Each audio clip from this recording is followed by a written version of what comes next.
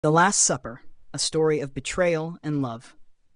Setting: Jerusalem during the Feast of Unleavened Bread.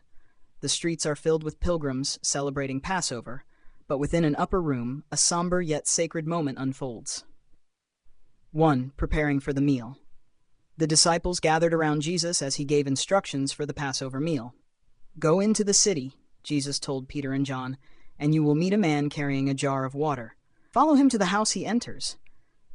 Tell the owner, 'The teacher says, where is the guest room where I may eat the Passover with my disciples?' He will show you a large furnished room. Prepare the meal there." Peter and John did as Jesus instructed, finding everything exactly as he said. They prepared the Passover lamb, unleavened bread, and wine, not knowing this would be a night unlike any other. 2. The Last Supper. As evening fell, Jesus and his 12 disciples reclined at the table. The flickering light of oil lamps cast shadows across their faces, and a deep sense of anticipation filled the room. Jesus looked around at his disciples, his voice solemn yet filled with love.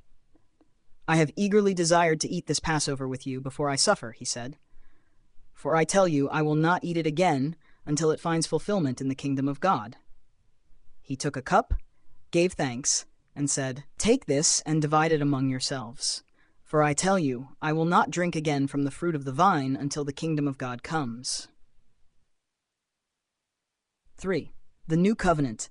Jesus took the bread, broke it, and gave it to them, saying, "This is my body, given for you. Do this in remembrance of me." Then he took the cup, saying, "This cup is the new covenant in my blood, which is poured out for you."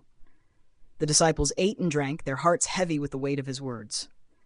They did not fully understand, but they felt the gravity of the moment, as if the world itself held its breath. 4. The betrayal revealed. Jesus' tone shifted as he said, "But the hand of him who is going to betray me is with mine on the table. The Son of Man will go as it has been decreed, but woe to that man who betrays him."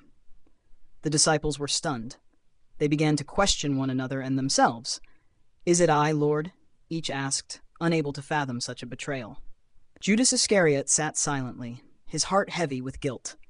He had already conspired with the chief priests to hand Jesus over for 30 pieces of silver, but now the weight of his decision bore down on him. 5. Servant leadership.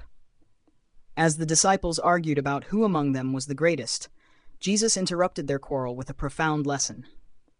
"The kings of the Gentiles lord it over them, and those who exercise authority call themselves benefactors. But you are not to be like that. Instead, the greatest among you should be like the youngest, and the one who rules like the one who serves. For who is greater, the one who is at the table or the one who serves? Is it not the one who is at the table? But I am among you as one who serves." Jesus' words pierced their hearts, reminding them that true greatness lies in humility and service. 6. The warning to Peter. As the meal continued, Jesus turned to Peter. "Simon, Simon, Satan has asked to sift all of you as wheat. But I have prayed for you, Simon, that your faith may not fail. And when you have turned back, strengthen your brothers." Peter, full of zeal, declared, "Lord, I am ready to go with you to prison and to death." But Jesus replied, "I tell you, Peter, before the rooster crows today, you will deny 3 times that you know me." Mark 7. The garden awaits. The meal concluded, and Jesus and his disciples left for the Mount of Olives. He knew the time of his betrayal was near, yet his heart remained steadfast. The events of this night, the bread, the wine, the warnings, would echo through eternity, shaping the faith of countless generations. Reflection.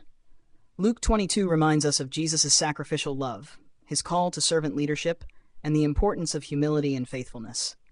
Even in the face of betrayal, Jesus demonstrated grace and compassion, teaching us to trust God's plan and to serve others selflessly.